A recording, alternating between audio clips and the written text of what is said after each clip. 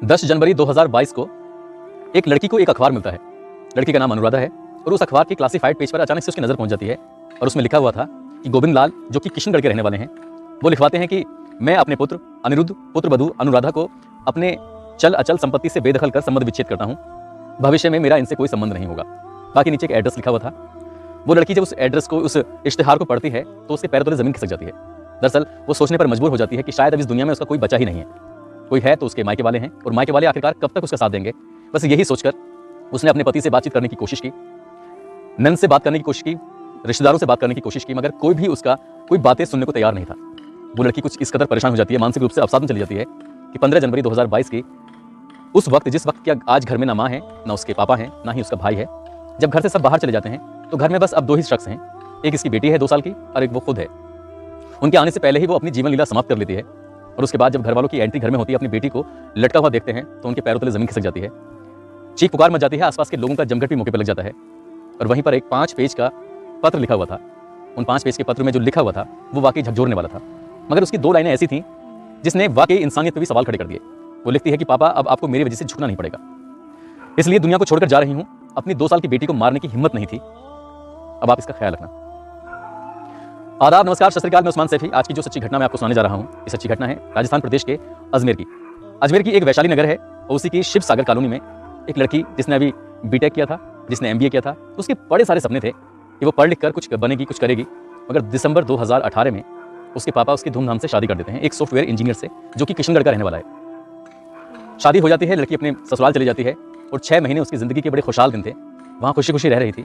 अचानक ही विदेश यानी कि जर्मनी से बुलावा आता है उसके पति अनिरुद्ध का, और वो अपने सॉफ्टवेयर इंजीनियर की नौकरी करने के लिए सीधा जर्मनी चला जाता है, शादी के महज 6 महीने बाद। उधर वो जर्मनी चला गया है, उसकी पत्नी अनुराधा यहाँ अकेली रह जाती है।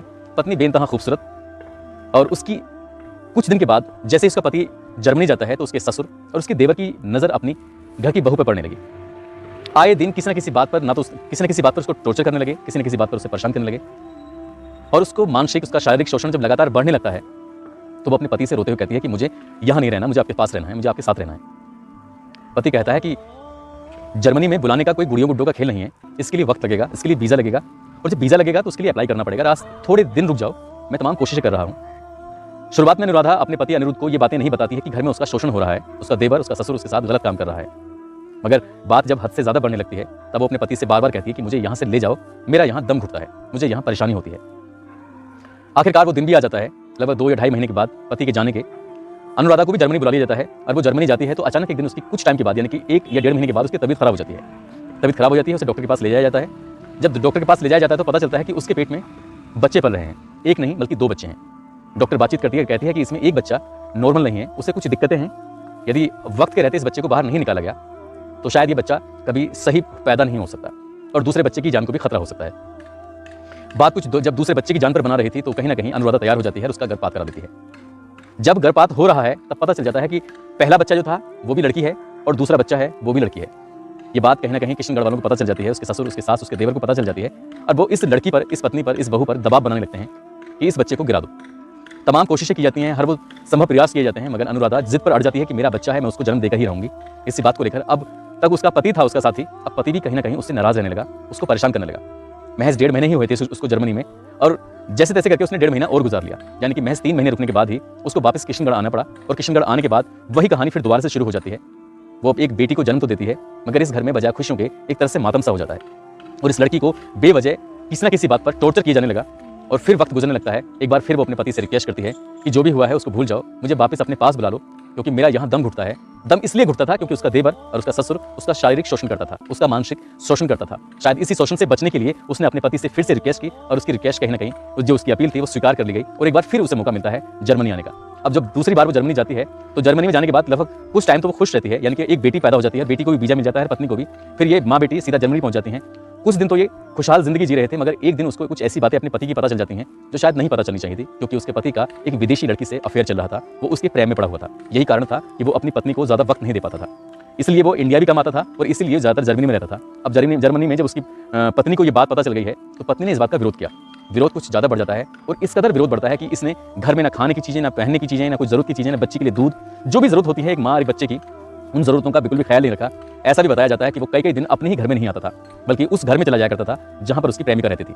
विदेशी लड़की के प्यार में वो इस कदर मशगूल था कि वो भूल चुका था कि अपने देश से आई एक लड़की जिसका यहाँ कोई नहीं है उसके पति के सिवा, उसको यहाँ ना खाने की ना कुछ सामान की जो ज़रूरतें होती हैं वो मौके पर मिल ही नहीं रही हैं। तो उस लड़की का एक एक पल, एक एक सेकंड जीना दुश्वार हो जाता है। और इस बार भी वो महज 3 महीने ही अपने पति के यहाँ जर्मनी में रुक पाती है, मगर इस बार उसको किशनगढ़ वालों ने स्वीकार ही नहीं किया, बल्कि उसको मजबूरन अपने मायके आना पड़ा, जो उसका मायका अजमेर के वैशाली नगर के शिव सागर कॉलोनी में है।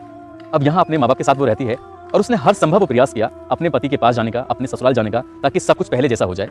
परिवार वालों से कहा, अपनी माँ से कहा, अपने भाई से कहा, अपनी पिता से भी कहा और हर संभव प्रयास किए। इस बीच में ये भी बताया जाता है, ये मैं नहीं बल्कि वो 5 पन्नों का जो एक लेटर है जो उसने अपने मरने से कुछ वक्त पहले वो लिखे थे, 5 पन्ने, उसी पन्नों में इन सब बातों का हवाला दिया हुआ है, जो पन्ने अब फिलहाल पुलिस के हवाले हैं, जो पन्ने उस इलाके की सीओ छवि शर्मा के पास हैं। उसमें साफ साफ लिखा हुआ है कि इसके ससुराल वालों ने, यानी कि गोविंद लाल ने, उसके देवर ने, जो कि वो भी एक प्राइवेट कंपनी में इंजीनियर है, उन्होंने उस घर वालों से ऐसी मांगे शुरू कर दी जिस मांग को उसके शायद पिता दे पाना उनके लिए मुमकिन नहीं था। फिर भी उसने अपनी हैसियत से ज़्यादा कहीं बेटी की शादी भी की थी और अब मांग लगातार बढ़ने पर थी। अब बेटी कहीं ना कहीं परेशान रहने लगी और परिवार वालों से हाथ जोड़कर विनती करने लगी कि बस मुझे किसी तरह से अपने पास ले जाओ, मुझे मेरे अपने मायके में नहीं रहना है बल्कि ससुराल में रहना है। उसका पति उससे यही दबाव बनाता था कि अब तुम्हें हम किसी भी कीमत पर लेके नहीं जाएंगे, तुम्हारी जिंदगी को यही नर्क बना देंगे, यही चलाएंगे। वो जर्मनी में बैठा था और एक दिन ऐसा भी आता है 10 जनवरी 2022, ससुर गोविंद लाल ने एक अखबार में इश्तिहार दिया कि मेरा बेटे से और मेरा अपने पुत्र वधू से कोई भी संबंध नहीं है, मैं अपनी चल अचल संपत्ति से इसको बेदखल करता हूँ। जाहिर सी बात है, अनुराधा के सामने एक ही अवसर था कि ससुराल, क्योंकि पति रहता है जर्मनी में और वो आसानी से जर्मनी जा नहीं सकती थी, घर वाले उसकी सुन नहीं रहे थे। उसने अपने लेवल पर एक IPS ऑफिसर हैं सचिन अतुलकर, उनको भी एक फेसबुक के माध्यम से एक नोट लिखा, एक मैसेज लिखा, उनसे मदद मांगी कि किसी भी तरह से मदद कर दीजिए। उसने ऐसे कई दरवाजे थे जो खटखटाए, मगर हर दरवाजे से उसको निराशा हाथ लग रही थी। और 15 जनवरी 2022 को उस लड़की ने हमेशा के लिए अपनी जीवन लीला समाप्त कर ली। और उस पत्र में साफ साफ लिखा था, क्योंकि जब उसका पति उसको स्वीकार ही नहीं कर रहा है तो इसलिए वो अपने ससुराल में अपने देवर और ससुर के साथ रहना नहीं चाहती है, और पति का किसी दूसरी लड़की से अफेयर चल रहा है, इसलिए उसकी ज़िंदगी में अब शायद पति उसे अपनी स्वीकार कभी करेगा ही नहीं, इसलिए उसका मरना ही शायद बेहतर है। और इसीलिए उसने हमेशा के लिए अपनी जीवन लीला समाप्त कर ली। काश कि उसके घर वालों ने अपनी बेटी पर ध्यान दिया होता, काश कि उसके सास ससुर ने उस पर ध्यान दिया होता, उसे अपनी बेटी की तरह समझा होता, मगर बेटी नहीं बल्कि उसको एक उपभोग की वस्तु के रूप में समझा। उस लड़की को मरने के लिए हमेशा के लिए छोड़ दिया। फिलहाल उसकी 2 साल की बच्ची है जो अपने नाना और नानी के पास है। परिवार वालों का रो कर बुरा हाल है। उन्होंने ससुराल पक्ष पर गंभीर आरोप लगाए हैं। पुलिस यानी कि सीओ छवि शर्मा इस मामले की जांच में जुटी हैं। उनका कहना है कि इस मामले की जल्द से जल्द जांच करके जो भी दोषी हैं उनको किसी भी कीमत पर बख्शा नहीं जाएगा, आरोपियों पर सख्त से सख्त कार्रवाई की जाएगी। दोस्तों, इस कहानी को सुनाने का उद्देश्य किसी को परेशान करना नहीं है, किसी का दिल दुखाना नहीं है, बल्कि आपको सचेत करना है, आपको जागरूक करना है। आप अपना ख्याल रखें।